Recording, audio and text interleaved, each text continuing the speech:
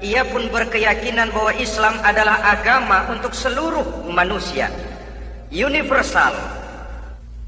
Walaupun ia diturunkan di tanah Arab, tetapi ia bukanlah agama hanya untuk orang Arab semata-mata. Keyakinan ini perlu ditegakkan kembali. Oleh karena akhir-akhir ini muncul pendapat-pendapat yang menganggap seolah-olah agama itu barang impor. Persilahkan saja kalau memang itu merupakan keyakinannya, tetapi menganggap agama sebagai barang impor sungguh merupakan satu kekeliruan yang sangat besar.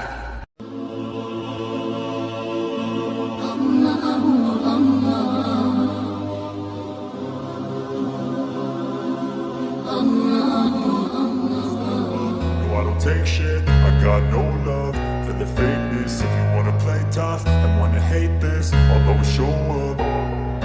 I don't ever slow up, no I don't take shit. I got no love for the fakeness. If you wanna play tough and wanna hate this, I'll always show up. Bismillahirrahmanirrahim. Alhamdulillahi Rabbil Alamin.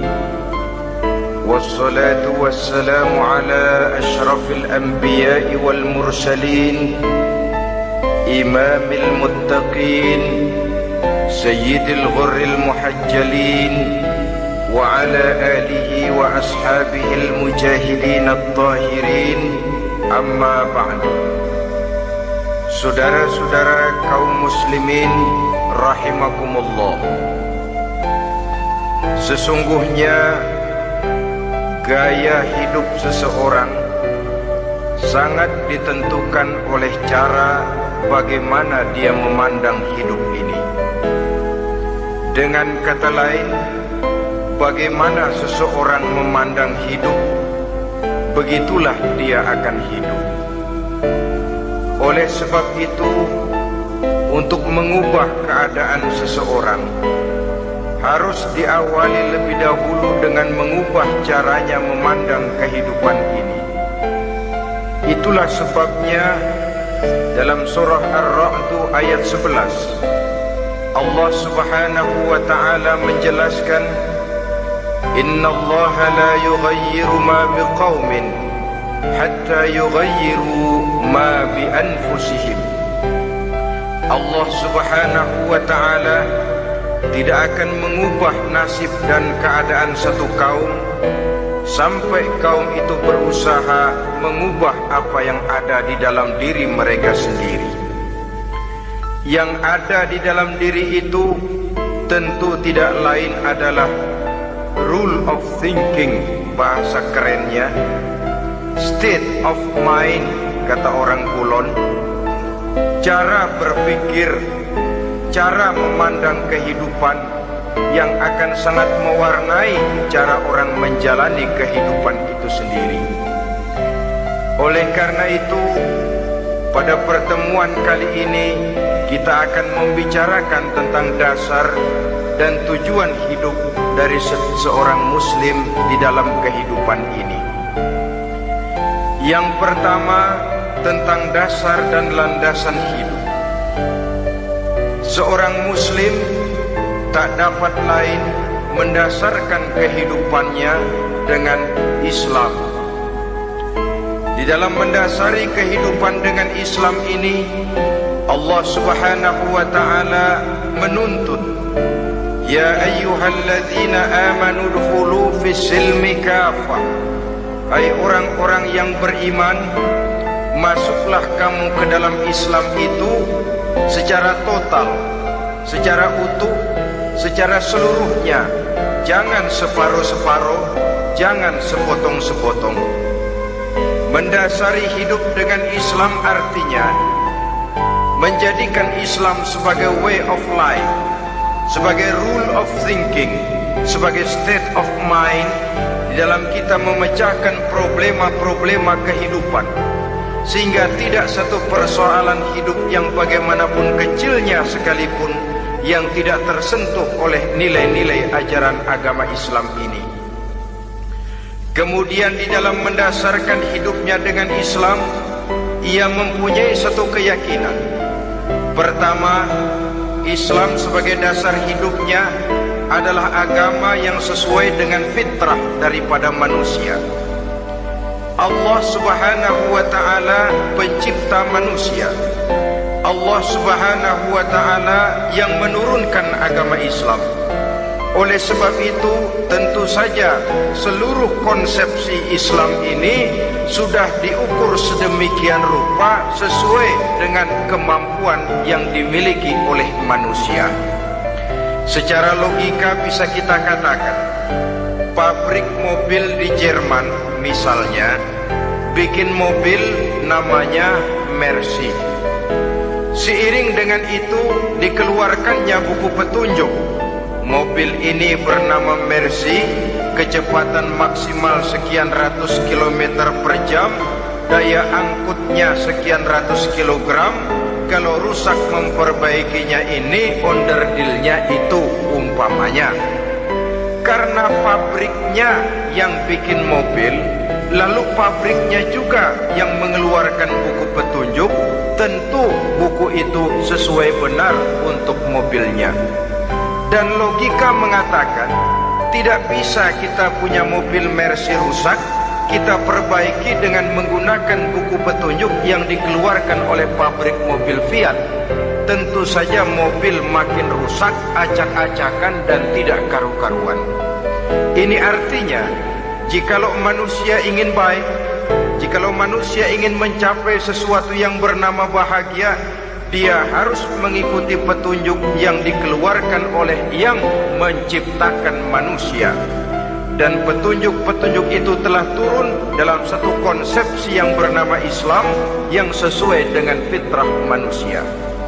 Yang kedua, oleh karena keyakinannya bahwa Islam sesuai dengan fitrah manusia, ia pun berkeyakinan bahwa Islam adalah agama untuk seluruh manusia, universal. Walaupun ia diturunkan di tanah Arab, tetapi ia bukanlah agama hanya untuk orang Arab semata-mata. Keyakinan ini perlu ditegakkan kembali, oleh karena akhir-akhir ini muncul pendapat-pendapat yang menganggap seolah-olah agama itu barang impor. Persilahkan saja kalau memang itu merupakan keyakinannya, tetapi menganggap agama sebagai barang impor sungguh merupakan satu kekeliruan yang sangat besar. Bahwa Arab sebagian besar memang Islam, jelas. Tetapi Islam bukannya Arab, itu pun harus kita akui. Kita bisa menjadi Muslim yang baik tanpa perlu menjadi orang Arab. Dengan kata lain, kita bisa menjadi Muslim yang baik dengan tetap menjadi warga negara Indonesia yang baik.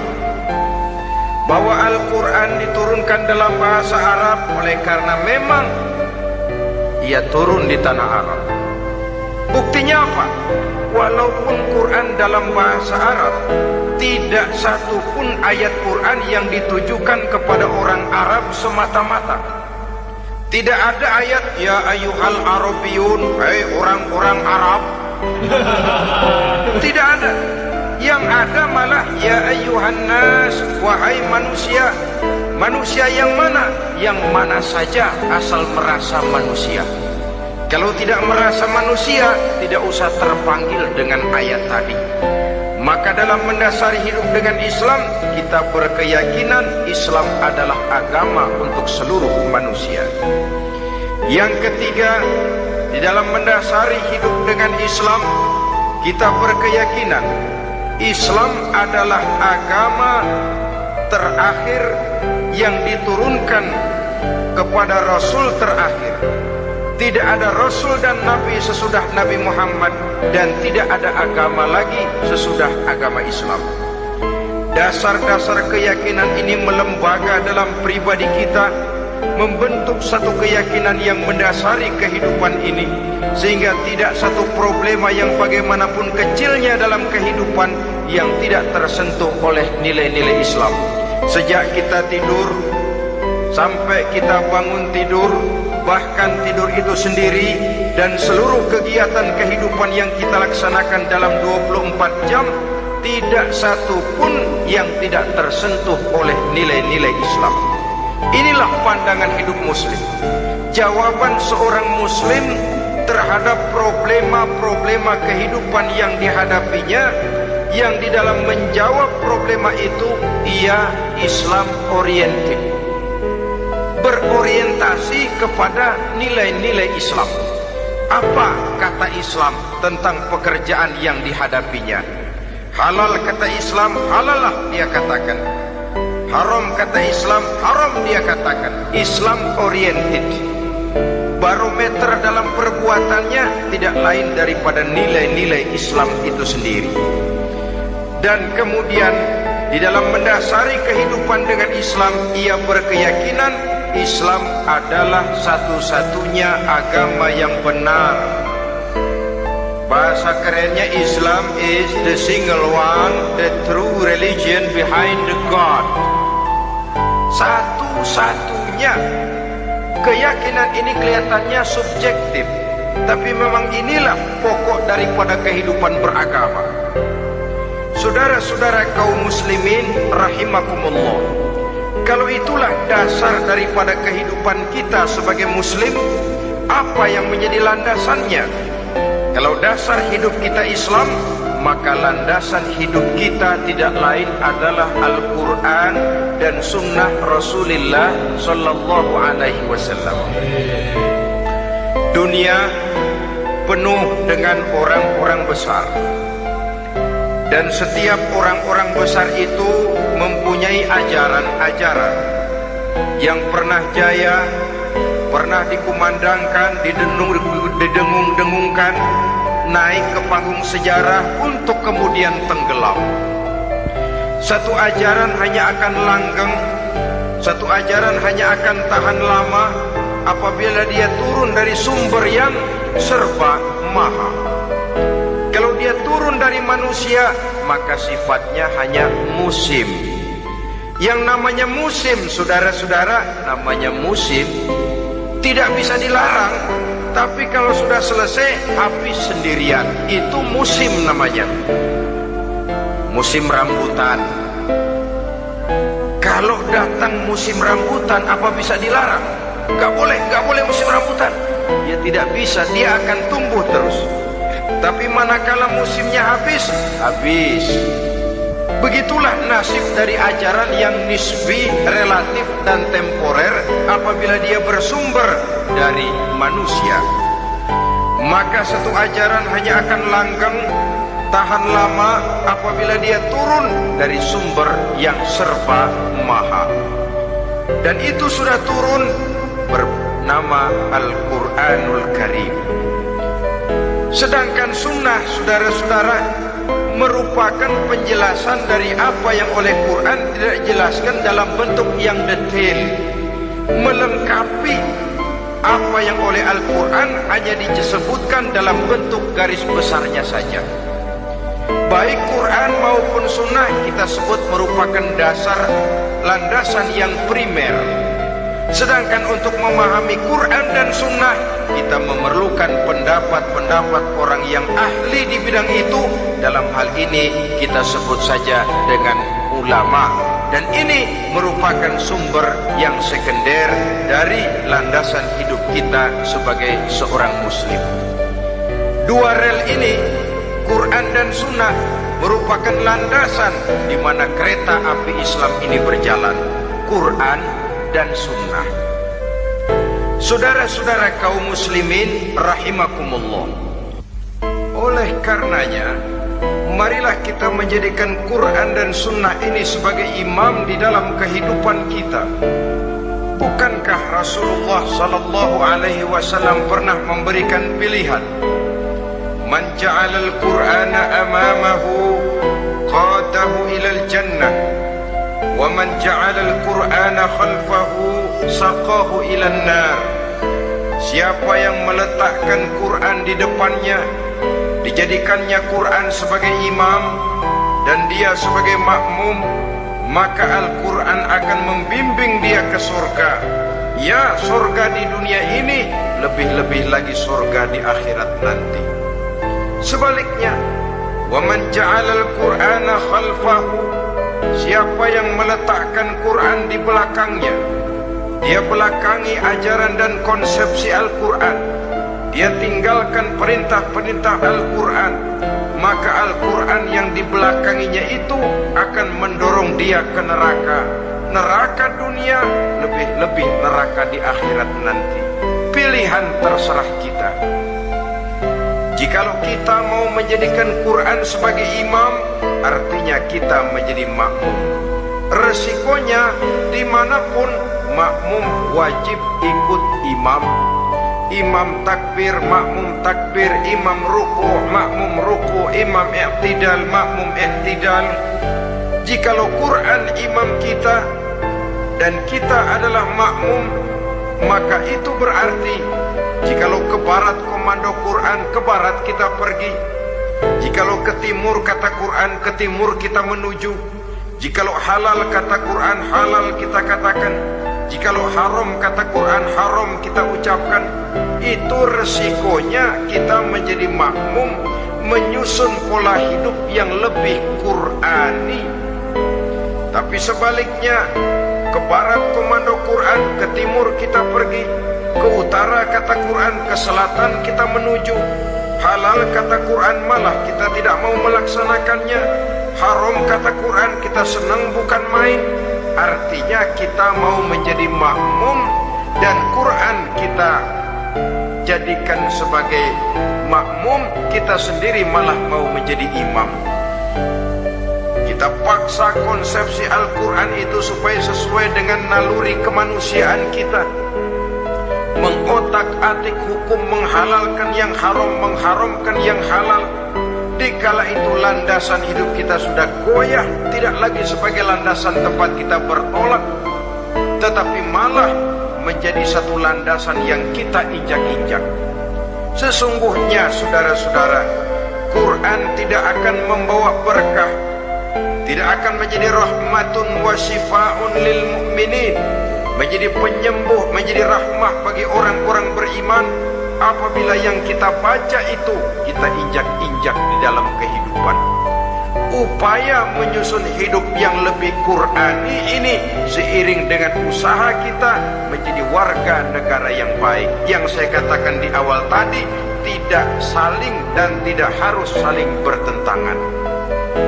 Jadi dengan demikian, dasar hidup kita sebagai muslim adalah Islam, dan landasan hidup kita tidak lain adalah Al-Quran dan Sunnah Rasulullah Sallallahu Alaihi Wasallam. Ini landasan tempat kita bertolak. Ini yang mewarnai gaya kehidupan kita.